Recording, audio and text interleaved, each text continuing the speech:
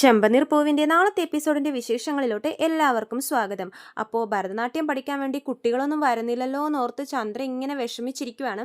അപ്പോഴാണ് നമ്മുടെ ബാമയുടെ വീട്ടിലെ കോളിംഗ് ബെൽ അടിക്കുന്നത്. അപ്പോൾ ബാമക്കും ചന്ദ്രക്കും ഭയങ്കര സന്തോഷവും ആരും ഒരാൾ വന്നിട്ടുണ്ട്, അറിഞ്ഞു വന്നിട്ടുണ്ട് ഡാൻസ് പഠിക്കാൻ എന്നൊക്കെ പറഞ്ഞിട്ട് ബാമ ഭയങ്കര സന്തോഷത്തിൽ ഡോറ് തുറക്കാൻ വേണ്ടി പോവാണേ. ചന്ദ്രയും നല്ലോണം ഗെറ്റപ്പിലൊക്കെ അങ്ങനെ ഇരിക്കുവാണേ. ആരാണ് വരുന്നതെന്നൊന്നും അറിയില്ലല്ലോ.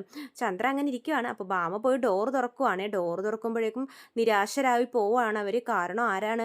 ബാമയുടെ വീട്ടിലോട്ട് വെള്ളത്തിൻ്റെ ക്യാൻ കൊണ്ടുവരുന്ന ആൾക്കാരായിരുന്നേ അത്. മാഡം ക്യാൻ വെക്കട്ടെ എന്ന് ചോദിക്കുമ്പോഴേക്കും അകത്തേക്ക് വെച്ചോളൂ എന്ന് പറഞ്ഞ് ബാമ അവരെ അകത്തേക്ക് വിടുന്നുണ്ട്. അപ്പോൾ ഇവരെ കാണുന്നതും ചന്ദ്രക്ക് ഭയങ്കര നിരാശയാവുകയാണ്. കാരണം ചന്ദ്ര ഓർത്ത് ഭരതനാട്യം പഠിക്കാൻ വേണ്ടി ഏതോ കുട്ടി വന്നതാണെന്ന്. പക്ഷെ വെള്ളത്തിൻ്റെ ക്യാനിൻ്റെ ആൾക്കാരെ കണ്ടപ്പോഴേക്കും ചന്ദ്രയുടെ ആ പ്രതീക്ഷയും പോയി. അപ്പോൾ ചന്ദ്ര ഇങ്ങനെ വിഷമിച്ചിരിക്കുവാണ്. അപ്പോൾ ഇയാൾ പോയി കഴിയുമ്പോഴേക്കും ബാമ പറയുന്നുണ്ട്, നീ ഒന്ന് വിഷമിക്കാതെ ചന്ദ്രയെ, ആൾക്കാർ അറിഞ്ഞു വരണ്ടേ, അറിഞ്ഞു തുടങ്ങുമ്പോഴേക്കും ഈ വീട് നിറച്ചും കുട്ടികളായിരിക്കും, നീ വിഷമിക്കാതെ, നമുക്ക് ഇനിയും വെയിറ്റ് ചെയ്യാം, കുട്ടികൾ വരും എന്നൊക്കെ പറഞ്ഞ് ബാമ ചന്ദ്രക്ക് പ്രതീക്ഷ കൊടുക്കുവാണ്. അപ്പോഴേക്കും വീണ്ടും നമ്മുടെ കോളിംഗ് ബെൽ അടിക്കുവാണ് ബാമയുടെ വീട്ടിലെ. അപ്പോൾ വീണ്ടും ഇവർക്ക് ഭയങ്കര സന്തോഷമാവുക. പ്രതീക്ഷയിൽ ഇങ്ങനെ നിൽക്കുവാണ്. ഇപ്രാവശ്യം എന്തായാലും ഭരതനാട്യം പഠിക്കാൻ വന്ന കുട്ടികളായിരിക്കും എന്ന് ഓർത്തിട്ട് ഇങ്ങനെ നിൽക്കുമ്പോഴേക്കും ബാമ വീണ്ടും പോയി ഡോർ തുറന്ന് നോക്കുമ്പോൾ ഒരു കൊറിയർകാരനായിരിക്കുമേ ബാമ ബുക്ക് ചെയ്ത് ഏതോ ഒരു പ്രോഡക്റ്റ് വന്നിരിക്കുവാണ്. അപ്പോഴേക്കും ചന്ദ്രക്ക് വീണ്ടും നിരാശയാവും. ചന്ദ്ര വന്നിട്ട് ബാമയോട് ചോദിക്കുന്നുണ്ട്, എന്താ ബാമ ഇത്, കൊറിയറുകാരനും വെള്ളക്കാരനും മാത്രം വരുന്നുള്ളൂ, ഭരതനാട്യം പഠിക്കാൻ വേണ്ടി കുട്ടികളാരും വരുന്നില്ലല്ലോ എന്ന് പറയുമ്പോൾ ബാമ പറയുന്നുണ്ട്, നീ ഇങ്ങനെ തിരക്ക് പിടിക്കാതെ ചന്ദ്രയെ, കുട്ടികളൊക്കെ വരും, നീ അകത്തോട്ട് വന്നിരിക്കുമെന്ന് പറഞ്ഞ് ചന്ദ്രയും കൂട്ടി ബാമ അകത്തോട്ട് പോവാണ്. കുറച്ചു നേരം കഴിഞ്ഞ് വീണ്ടും കോളിംഗ് ബെൽ അടിക്കുന്നുണ്ട്. അപ്പോൾ ചന്ദ്ര പറയും, ഇതും നിനക്ക് എന്തെങ്കിലും കൊണ്ടുതരാൻ വേണ്ടി ആരെങ്കിലും വന്നതായിരിക്കും എന്ന് പറയുമ്പോൾ ബാമ പറയും, ഇനി ഞാനൊന്നും ബുക്കൊന്നും ചെയ്തിട്ടില്ല ചന്ദ്ര, ഇത് എന്തായാലും ഭരതനാട്യം പഠിക്കാൻ വന്ന ആരെങ്കിലുമൊക്കെ ആയിരിക്കും എന്ന് പറഞ്ഞിട്ട് ബാമ പോയി ഡോർ തുറക്കുമ്പോഴേക്കും വീണ്ടും അവരുടെ പ്രതീക്ഷയൊക്കെ പോവാണ്. കാരണം പഴയ തുണികൾ അന്വേഷിച്ച് വന്ന ഒരു ചേട്ടനായിരിക്കുമേ. അപ്പോഴേക്കും ബാമനോട് ചോദിക്കുന്നുണ്ട്, പഴയ തുണികൾ എന്തെങ്കിലും ഉണ്ടെങ്കിൽ എന്ന് പറയുമ്പോഴേക്കും ബാമ പറയും, ഇല്ലില്ല പഴയ തുണിയൊന്നും ഇല്ല, നിങ്ങൾ പോയിട്ട് പിന്നെ വരൂ എന്ന് പറയുവാണ്. അപ്പോൾ ചന്ദ്ര പറയും, ഞങ്ങൾ ക്ലാസ് തുടങ്ങിയിട്ടേ ഉള്ളൂ, അപ്പോഴേക്കും പഴയ തുണി അന്വേഷിച്ച് വരുവാണോ, നിങ്ങൾക്കിത് കണ്ടാൽ മനസ്സിലാവില്ലേ, പൊയ്ക്കോ എന്നൊക്കെ പറഞ്ഞ് ചന്ദ്ര തൻ്റെ ദേഷ്യം മൊത്തം അവരോട് തീർക്കുവാണ്. അപ്പോൾ ബാമ പറയുന്നുണ്ട്, നിങ്ങൾ പോയിട്ട് പിന്നെ വരൂ, അപ്പോഴേക്കും ഞാൻ ഡ്രസ്സൊക്കെ എടുത്ത് വെക്കാമെന്ന് പറഞ്ഞിട്ട് അയാളെ പറഞ്ഞ് വിടുവാണേ. അപ്പോൾ ബാമ ചന്ദ്രയോട് എന്നിട്ട് പറയും, നീ ഇങ്ങനെ ടെൻഷൻ അടിക്കാതെ ചന്ദ്ര എന്ന് പറയുമ്പോഴേക്കും ചന്ദ്ര പറയും, പിന്നെന്താ ഇത്രയും നേരമായിട്ട് ഒരാൾ പോലും വന്നില്ല ചേരാൻ വേണ്ടിയിട്ട്, വരുവോ ഇല്ലയോ കുട്ടികളെന്ന് ചോദിക്കുമ്പോഴേക്കും ബാമ പറയും, അതൊക്കെ വരും ചന്ദ്ര, നീ ഇങ്ങനെ ടെൻഷൻ അടിക്കല്ലേ എന്ന് പറഞ്ഞ് വീണ്ടും ചന്ദ്രയും കൂട്ടി അകത്തോട്ട് പോവാണ്. അങ്ങനെ മണിക്കൂറുകൾ കടന്നു പോകുന്നുണ്ട്. ചന്ദ്ര ഭയങ്കര നിരാശയിൽ അങ്ങനെ ഇരിക്കുവാണ്.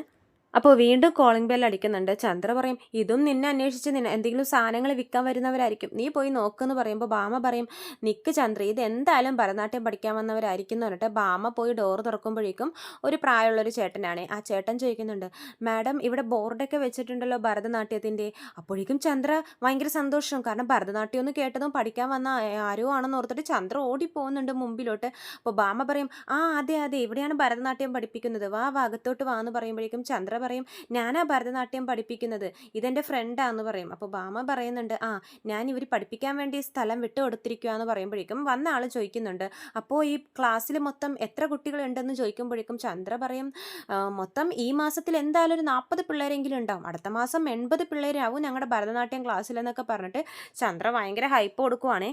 കാരണം ചന്ദ്ര വിചാരിച്ചു ഇത് ഏതെങ്കിലും കുട്ടിയുടെ അച്ഛനായിരിക്കും വന്ന് ചേർക്കാൻ വേണ്ടി വിവരങ്ങൾ അന്വേഷിക്കുമായിരിക്കും എന്ന് ഓർത്തിട്ടാണ് ചന്ദ്ര ഇങ്ങനെയൊക്കെ പറയുന്നത്.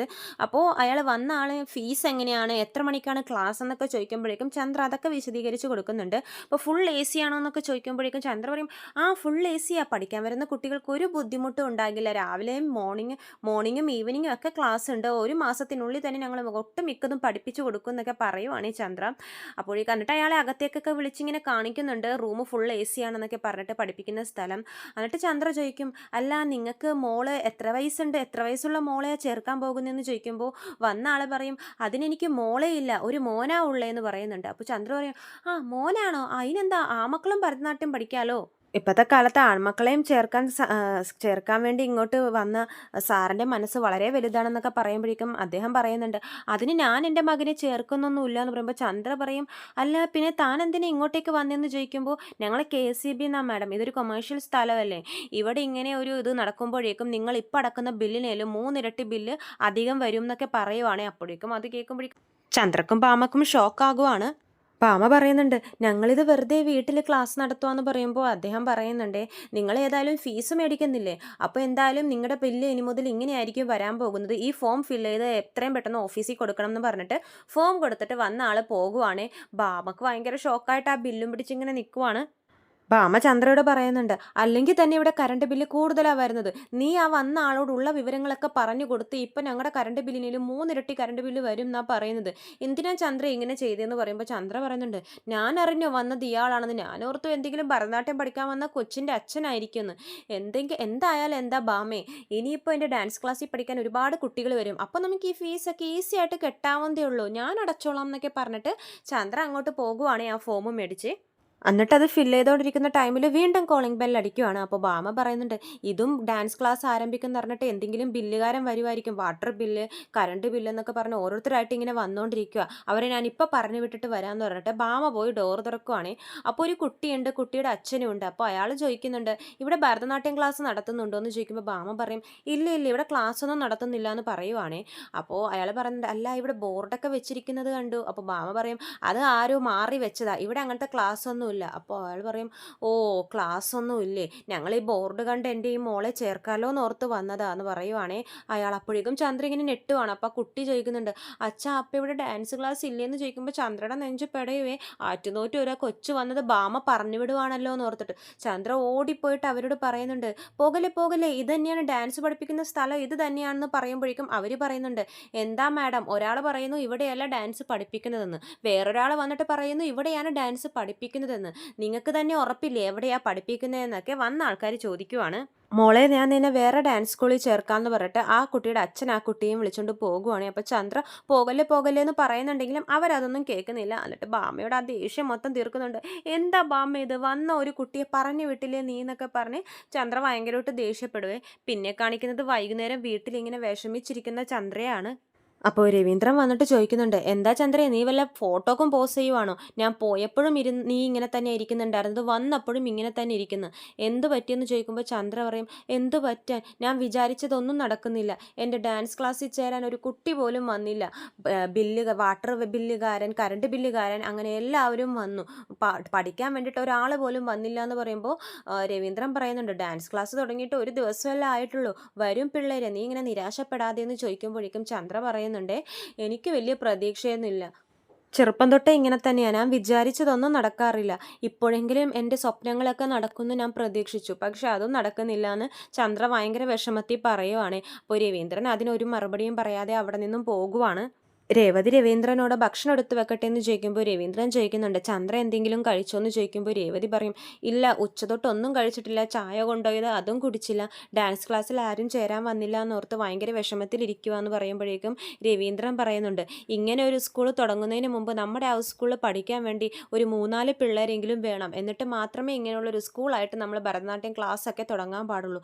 ഈ ചന്ദ്രക്ക് എല്ലാത്തിനും തിരക്കാ, ഇങ്ങനെ തിരക്ക് പിടിച്ച് എന്തെങ്കിലുമൊക്കെ ചെയ്താൽ നിരാശയായിരിക്കും ഫലം എന്നൊക്കെ രവീന്ദ്രൻ പറയുമ്പോഴേക്കും ചന്ദ്ര അതൊക്കെ കേട്ടിങ്ങനെ വിഷമിച്ച് നിൽക്കുവാണ്. അപ്പോഴേക്കും സച്ചി ജോലി കഴിഞ്ഞ് വരുവാണ്. ജോലി കഴിഞ്ഞ് വരുമ്പോഴേക്കും ചന്ദ്ര ഇങ്ങനെ വിഷമിച്ചിരിക്കുവാണല്ലോ. അപ്പോൾ സച്ചി പറയുന്നുണ്ട്, ഇതെന്താ നാട്യമായ ഒരു ചന്ദ്ര മാഡത്തിൻ്റെ മുഖത്ത് ദുഃഖഭാവം താണ്ഡവാടുവാണല്ലോ എന്ന് സച്ചി പറയുമ്പോഴേക്കും ചന്ദ്ര പറയുന്നുണ്ട്, ദേ, ഞാൻ ഒന്നെങ്കിൽ തന്നെ ദേഷ്യം വന്നിരിക്കുക, എൻ്റെ വാലിരിക്കുന്നെങ്കിൽ കേൾക്കണ്ടെങ്കിൽ പൊയ്ക്കോ എന്ന് പറയുമ്പോഴേക്കും രവീന്ദ്രൻ പറയും, എടാ സച്ചി, നീ ഇങ്ങോട്ടേക്ക് വാ എന്ന് പറയുമ്പോഴേക്കും സച്ചി ചോദിക്കുന്നുണ്ട്, എന്തോ പറ്റിയച്ചാ, അമ്മ ഭയങ്കര സങ്കടത്തിലാണല്ലോ എന്ന് ചോദിക്കുമ്പോൾ രവീന്ദ്രൻ പറയുന്നുണ്ട്, അത് പിന്നെ അവളുടെ ഡാൻസ് ക്ലാസ്സിൽ ചേരാൻ ഒരു കുട്ടി പോലും വന്നില്ല എന്നുള്ളൊരു ദുഃഖമാണ് അവക്കെന്ന് പറയുമ്പോഴേക്കും സച്ചി പറയുന്നുണ്ട്, ഓ, ഒരു മാസത്തിനുള്ളിൽ 40 പിള്ളേർ വന്ന് 80,000 രൂപ സമ്പാദിക്കൂ എന്നൊക്കെ പറഞ്ഞിട്ട് ഒരാൾ പോലും വന്നില്ല എന്നൊക്കെ സച്ചി കളിയാക്കുവാണ് ചന്ദ്രയെ. ചന്ദ്രക്ക് അതൊക്കെ കേട്ടിട്ട് ഇങ്ങനെ ദേഷ്യം വരുവാണ്. ഓ, നിനക്ക് നല്ല സന്തോഷമാണല്ലേ എന്ന് ചന്ദ്ര ചോദിക്കുമ്പോഴേക്കും സച്ചി പറയുന്നുണ്ട്, ഞാൻ എന്തിനാ സന്തോഷിക്കുന്നതെന്ന് പറയുമ്പോഴേക്കും ചന്ദ്ര പറയും, എനിക്ക് നല്ലത് വരുന്നതൊന്നും നിനക്കും നിൻ്റെ ഭാര്യക്കും പിടിക്കില്ലല്ലോ എന്ന് പറയുവാണ്. അപ്പോഴേക്ക് രവീന്ദ്രൻ പറയും, ചന്ദ്രയെ, തെറ്റു മുഴുവൻ നിൻ്റെ ഭാഗത്താ, നിൻ്റെ അടുത്ത് ഡാൻസ് പഠിക്കാൻ വേണ്ടി ഒരു 5-6 പിള്ളേരെങ്കിലും നിന്നെ സമീപിച്ചിട്ടാണ് നീ ഡാൻസ് ക്ലാസ് തുടങ്ങുന്നതെങ്കിൽ നിനക്കൊരു കുഴപ്പവും വരില്ലായിരുന്നു, ഇത് പിള്ളേർ പോലും ഒന്നും റെഡിയാവാതെ നീ എന്തിനാ ഇങ്ങനെ ഒരു ഡാൻസ് ക്ലാസ് തുടങ്ങിയെന്ന് പറയുമ്പോഴേക്കും ചന്ദ്ര പറയും, ഞാനറിഞ്ഞു ഈ നാട്ടിലുള്ളവർക്കൊന്നും ഡാൻസ് പഠിക്കാനുള്ളൊരു ജ്ഞാനബോധം പോലും ഇല്ലയെന്ന്, ഭരതനാട്യത്തിൻ്റെ വില ഇവിടെ ഉള്ളവർക്കൊന്നും അറിയില്ല, അതൊരു ദൈവീക കലയാണ്, അതങ്ങനെ എല്ലാവർക്കൊന്നും പഠിക്കാനൊന്നും പറ്റത്തില്ല, അത് പഠിക്കാനും ചില കഴിവുകളൊക്കെ വേണം, നല്ല ജ്ഞാനമുള്ളവർക്ക് മാത്രമേ അത് പഠിക്കാൻ സാധിക്കത്തുള്ളൂ എന്ന് ചന്ദ്ര ഭയങ്കരമായിട്ട് ഭരതനാട്യത്തെ ഇങ്ങനെ പുകഴ്ത്തുവാണേ. അപ്പോൾ സച്ചി പറയുന്നുണ്ട്, ഭരതനാട്യം എല്ലാ ഡാൻസ് പോലെയും തന്നെയല്ലേ, എല്ലാവർക്കും എളുപ്പം പഠിക്കാൻ പറ്റില്ല എന്ന് പറയുമ്പോൾ ചന്ദ്ര പറയും, ആ നിന്നെപ്പോലുള്ളവരായി ഈ നാട്ടിലുള്ളവരും ഭരതത്തിൻ്റെ വില ഇവിടെയുള്ള ഒരാൾക്ക് പോലും അറിയില്ല. അത് മനസ്സിലാക്കാത്തിടത്തോളം കാലം ഇവിടെ ഉള്ളവർ നന്നാവാനും പോകുന്നില്ല. എന്നാൽ ഇവിടെ ഒരാൾ ഡാൻസ് ക്ലാസ് തുടങ്ങിയിട്ടുണ്ട്, അവരുടെ പിള്ളേരെ ഒന്ന് വിട്ട് പഠിപ്പിച്ചൂടെ? ഇതങ്ങനെയൊന്നുമില്ല, ആർക്കും പഠിപ്പിക്കാനൊരു ഇൻട്രസ്റ്റ് ഇല്ല, അവർക്കതിനുള്ളൊരു ബുദ്ധിയില്ല, അതിനോടൊരു വിലയുമില്ല. അതുകൊണ്ടാണ് ഈ നാട്ടിൽ ഇങ്ങനെ പ്രളയം അതും ഇതൊക്കെ വന്നുകൊണ്ടും പോകുന്നത്. ഈ നാട്ടിലുള്ള എല്ലാവരും എന്ന് പറഞ്ഞിട്ട് ഇങ്ങനെ പ്രാകാൻ പോകുമ്പോഴേക്കും രവീന്ദ്രൻ പറയുന്നുണ്ട്, ചന്ദ്രേ ഒന്ന് മതിയാക്ക്, നിന്റെ ഡാൻസ് സ്കൂളിൽ പിള്ളേർ പഠിക്കാൻ വന്നില്ലെന്ന് പറഞ്ഞ് ഈ നാട്ടുകാരെ മൊത്തം നീ പ്രാകുമെന്ന് ചോദിക്കുമ്പോഴേക്കും ചന്ദ്ര പറയുന്നുണ്ട്, ആ ഇതൊരു നാടും ഇവിടത്തെ ഒരു നാട്ടുകാരും ഒറ്റെണ്ണത്തിന് ബുദ്ധിയില്ല എന്ന് പറഞ്ഞ് ചന്ദ്ര അവിടെ നിന്ന് എഴുന്നേറ്റ് പോവുകയാണെങ്കിൽ അപ്പോഴേക്കും രേവതി പറയുന്നുണ്ട്, അമ്മ എന്തെങ്കിലും കഴിച്ചിട്ട് പോകുമെന്ന് പറയുമ്പോഴേക്കും ചന്ദ്ര പറയും, ആ കഴിക്ക്, നീ തന്നെ എല്ലാം കൂടി ഒന്നിച്ചിരുന്ന് കഴിക്ക്, നീയല്ലേ ആ വിളക്കിൽ എണ്ണ ഒഴിച്ച് ഉദ്ഘാടനം ചെയ്തെന്നൊക്കെ പറഞ്ഞത്, അതുകൊണ്ടാണ് ഒരാൾ പോലും എൻ്റെ ഭരതനാട്യം പഠിക്കാൻ വേണ്ടി വരാത്തതെന്നൊക്കെ പറഞ്ഞ് ചന്ദ്ര രേവതിയെ ചീത്ത പറഞ്ഞ് പോകുവാണേ. അപ്പോൾ സച്ചി സമാധാനിപ്പിക്കുന്നുണ്ട്. രവീന്ദ്രൻ പറയും, മോളെ നീ വിഷമിക്കുകയൊന്നും വേണ്ട, അമ്മയെ ഞാൻ കൂട്ടിക്കൊണ്ട് വരാമെന്ന് പറഞ്ഞിട്ട് രവീന്ദ്രൻ പോകുവാണ്. സച്ചി ചോദിക്കുന്നുണ്ട്, എന്താ രേവതി നിനക്ക് അമ്മ അങ്ങനെ പറഞ്ഞത് വിഷമമായെന്ന് ചോദിക്കുമ്പോൾ രേവതി പറയും, എനിക്കെന്ത് വിഷമം, അമ്മ എപ്പോഴും അങ്ങനെ പറയുന്നതല്ലേ, എനിക്കത് ശീലമായി, അമ്മ പക്ഷെ ഒന്നും കഴിച്ചിട്ടില്ല, ക്ലാസ്സിൽ ആരും ചേരാൻ വന്നില്ല എന്ന് പറഞ്ഞുള്ളൊരു വിഷമം, അത് ഞങ്ങൾ എന്ത് ചെയ്യാനാ, അമ്മ ഭക്ഷണം കഴിക്കാതിരിക്കുന്നത് കാണുമ്പോഴേക്കും എനിക്കൊരു സങ്കടം പോലെയുണ്ട്, എനിക്കും ആ വിഷമം ഉണ്ടാവാറുണ്ട്, എനിക്ക് പൂവൊന്നും അധികം ഓർഡർ വന്നില്ലെങ്കിൽ എന്ന് പറയുമ്പോഴേക്കും സച്ചി പറയും, അത് ശരിയാ, എനിക്കും ഒരു ദിവസം ഓട്ടം കറക്റ്റായിട്ട് കിട്ടിയില്ലെങ്കിൽ എനിക്കും ഭയങ്കര ടെൻഷനാകും എന്ന് പറയുമ്പോൾ രേവതി പറയും, വേറെ എന്തെങ്കിലും കാര്യത്തിനാണെങ്കിൽ ഞങ്ങൾക്ക് ഹെൽപ്പ് ചെയ്യാം, പക്ഷേ ഈ ഭരതനാട്യത്തിൽ ഞങ്ങൾ എങ്ങനെ ഹെൽപ്പ് ചെയ്യാനാ സച്ചിയേട്ടാന്ന് ചോദിക്കും. ചന്ദ്രയുടെ വിഷമം കാണുമ്പോൾ സച്ചിക്കും മനസ്സൊന്ന് ഇതാവുന്നുണ്ട്. അപ്പോൾ സച്ചി ഇങ്ങനെ കുറേ ആലോചിക്കുന്നുണ്ട്. സച്ചിക്ക് എന്തൊക്കെ പറഞ്ഞാലും സ്വന്തം അമ്മയുടെ വിഷമം കണ്ടു നിൽക്കാൻ പറ്റില്ലല്ലോ. അപ്പോൾ സച്ചി രേവതിയോട് പറയുന്നുണ്ട്, എനിക്കൊരു ഐഡിയ തോന്നുന്നുണ്ട്. അപ്പോൾ രേവതി പറയും, എന്ത് ഐഡിയ? അമ്മയുടെ വിഷമം മാറ്റാൻ എൻ്റെ കയ്യിലൊരു വഴിയുണ്ടെന്ന് പറയുവാണ് സച്ചി. അപ്പോൾ രേവതി പറയുന്നുണ്ട്, എന്ത് വഴിയാ സച്ചിയേട്ടാ? അതൊക്കെ ഞാൻ പറയാം, നീ വാന്ന് പറഞ്ഞിട്ട് പോകുവാണ്. പിന്നെ കാണിക്കുന്നത് പിറ്റേ ദിവസം രാവിലെ ചന്ദ്ര ബാമയുടെ വീട്ടിൽ വീണ്ടും വിഷമിച്ചിരിക്കുവാണ്. കാരണം കുട്ടികളൊന്നും പിറ്റേ ദിവസവും വരുന്നില്ല. അപ്പോൾ ബാമ ചോദിക്കുന്നുണ്ട്, ചന്ദ്ര നിനക്കൊന്ന് ഡാൻസ് എന്തെങ്കിലുമൊക്കെ സ്റ്റെപ്പൊക്കെ ഒന്ന് പ്രാക്ടീസ് ചെയ്തുകൊണ്ടെന്ന് ചോദിക്കുമ്പോൾ ചന്ദ്ര പറയും, എന്തിന്, പഠിക്കാൻ ഒരു കുട്ടി പോലും വരുന്നില്ല, പിന്നെ ഞാൻ എന്തിനാ വെറുതെ ഇവിടെ പ്രാക്ടീസ് ചെയ്തുകൊണ്ടിരിക്കുന്നതെന്നാണ് ചന്ദ്ര ചോദിക്കുന്നത്. അല്ല, പുറത്തുണ്ടായിരുന്ന എൻ്റെ ഭരതനാട്യത്തിൻ്റെ ബോർഡ് എവിടെയെന്ന് ചോദിക്കുമ്പോഴേക്കും ബാമ പറയുന്നുണ്ട്, അത് ഞാൻ അവിടെ നിന്നെടുത്ത് മാറ്റിയോ, അതെന്തിനാ? അല്ല, അത് പുറത്തിരുന്നിട്ട് ഇന്നലെ തന്നെ എല്ലാ ബില്ലുകാരും വന്നിട്ട് മീറ്റർ അധികം കെട്ടണമെന്നൊക്കെ പറഞ്ഞപ്പോൾ എനിക്ക് പേടിയായി, വെറുതെ അത് അവിടെ എന്തിനാ വെക്കുന്നത്, ഞാൻ അകത്ത് കയറ്റി വെച്ചു എന്ന് പറയുമ്പോഴേക്കും ചന്ദ്ര പറയുന്നുണ്ട്, അകത്ത് വെച്ച ആൾക്കാരെങ്ങനെ അറിയും ഇവിടെ ഭരതനാട്യം ക്ലാസ് നടക്കുന്നുണ്ടെന്ന്? അപ്പോൾ ബാമ പറയുന്നുണ്ട്, പുറത്തിരുന്നിട്ട് ആരും വന്നില്ലല്ലോ, നീ വിഷമിക്കാതെ, ഞാൻ എനിക്കറിയാവുന്ന 2-3 പേരോടൊക്കെ പറഞ്ഞിട്ടുണ്ട്, എന്തായാലും ആരെങ്കിലുമൊക്കെ ചേരാൻ വേണ്ടി വരും എന്ന് പറയുവാണ്. അപ്പോൾ ചന്ദ്ര പറയുന്നുണ്ട്, ആര് ചേരാൻ വരാൻ, എനിക്ക് തോന്നുന്നു ലാസ്റ്റ് ഞാൻ നിന്നെ തന്നെ ഭരതനാട്യം പഠിപ്പിക്കേണ്ടി വരും എന്ന് തോന്നുന്നു എന്ന് പറയുമ്പോഴേക്കും ബാമ പറയും, ഈ പ്രായത്തിൽ ഞാൻ ഭരതനാട്യം പഠിച്ചിട്ട് എന്ത് ചെയ്യാനാ ചന്ദ്രയെന്ന് പറഞ്ഞിട്ട് അവരിരുന്ന് കോഫിയൊക്കെ കുടിക്കുവാണേ. ചന്ദ്ര തൻ്റെ വിഷമം പറയുവാണ്, ഞാൻ വീട്ടിലൊക്കെ ഇങ്ങനെ ക്ലാസ് നടത്തി ഒരുപാട് സമ്പാദിക്കും എന്നൊക്കെ പറഞ്ഞതാ, എന്നിട്ട് ഒരാൾ പോലും വന്നില്ല, ആളുകളൊക്കെ എന്നെ വീട്ടിലുള്ളവരൊക്കെ എന്നെ കളിയാക്കും എന്നൊക്കെ ചന്ദ്ര പറയുവാണേ. ആ രേവതിയുടെ മുമ്പിൽ എനിക്കൊന്ന് തല ഉയർത്തിപ്പിടിച്ച് നിൽക്കണം എന്നുണ്ടായിരുന്നു, അവൾ പൂ വിൽക്കുന്നതിൻ്റെ അഹങ്കാരം എന്ത് അഹങ്കാരമാണ്, ആ അഹങ്കാരത്തിന് മുമ്പിൽ എനിക്ക് നിൽക്കണം എന്നുണ്ടായിരുന്നു, പക്ഷേ എന്ത് ചെയ്യാനാ, ഒരു കുട്ടി പോലും വരുന്നില്ലല്ലോ ഭരതനാട്യം പഠിക്കാമെന്ന് ഭയങ്കര വിഷമത്തിൽ ചന്ദ്ര പറയുമ്പോഴേക്കും വീണ്ടും ബാമയുടെ വീട്ടിലെ കോളിംഗ് ബെൽ അടിക്കുവാണേ. അപ്പോൾ ബാമ പറയുന്നുണ്ട്, ഇതും വല്ല ബില്ലുകാരൊക്കെ ആയിരിക്കും ഇന്നലത്തെ പോലെ, ഞങ്ങൾക്ക് സൂക്ഷിച്ച് വേണം വന്നവരോട് സംസാരിക്കാൻ എന്ന് പറയുമ്പോൾ ചന്ദ്ര പറയും, ആദ്യം നീ ആരാണെന്ന് പോയി ഡോറ് തുറന്ന് നോക്കുമെന്ന് പറയുമ്പോഴേക്കും ബാമ പോകുവാണേ. തുറന്നു നോക്കുമ്പോൾ നമ്മുടെ സച്ചിയും രേവതിയും കയ്യിലൊരു തട്ടൊക്കെ പിടിച്ച് ഇങ്ങനെ ഭയങ്കര ചിരിച്ച് നിൽക്കുവാണ്. ഇവരെ കാണുന്നതും ചന്ദ്ര ഇങ്ങനെ നോക്കുവാണ്, ഇവരെന്താ ഇവിടെ എന്നുള്ള ഭാവത്തിൽ. ഭാമ പറയും, എന്താ നിങ്ങൾ അവിടെ തന്നെ നിൽക്കുന്നത്, വാ, കയ്യിൽ എന്താ തട്ടൊക്കെ ഉണ്ടല്ലോ. അപ്പോൾ സച്ചി പറയുന്നുണ്ട്, അതൊക്കെ പറയാം, നിങ്ങൾ അകത്തോട്ട് വാന്ന് പറയുമ്പോൾ സച്ചി പറയും, ഞങ്ങളിത് തട്ട് വന്നത് ഗുരുദക്ഷിണ കൊടുക്കാൻ വേണ്ടിയിട്ടാണ്, അമ്മയുടെ അടുത്ത് നിന്ന് ഭരതനാട്യം പഠിക്കാൻ വേണ്ടിയിട്ടാണ് ഞങ്ങൾ രണ്ടുപേരും വന്നെന്ന് പറയുമ്പോൾ ചന്ദ്ര ഇങ്ങനെ ദേഷ്യത്തിൽ നിൽക്കുക, നിങ്ങളെന്താ ഭാര്യയും ഭർത്താവും കൂടി വന്ന് എന്നെ കളിയാക്കുവാണോ, ഒരു കുട്ടി പോലും ഇവിടെ വന്നിട്ടില്ല എന്ന് പറഞ്ഞിട്ടെന്ന് ചന്ദ്ര ഭയങ്കരമായിട്ട് ദേഷ്യപ്പെടുവാണ്. ഇത്രയും കാണിച്ചുകൊണ്ടാണ് നാളത്തെ എപ്പിസോഡ് അവസാനിക്കുന്നത്. ചെമ്പനീർ പൂവിൻ്റെ കൂടുതൽ വിശേഷങ്ങൾ ഞാൻ എൻ്റെ ചാനലിലൂടെ അപ്ലോഡ് ചെയ്യുന്നതാണ്. ചാനൽ സബ്സ്ക്രൈബ് ചെയ്യാത്തവർ സബ്സ്ക്രൈബ് ചെയ്യണം. വീഡിയോ ഇഷ്ടമെങ്കിൽ ലൈക്ക് ചെയ്യാനും മറക്കരുതേ. എല്ലാവർക്കും നന്ദി.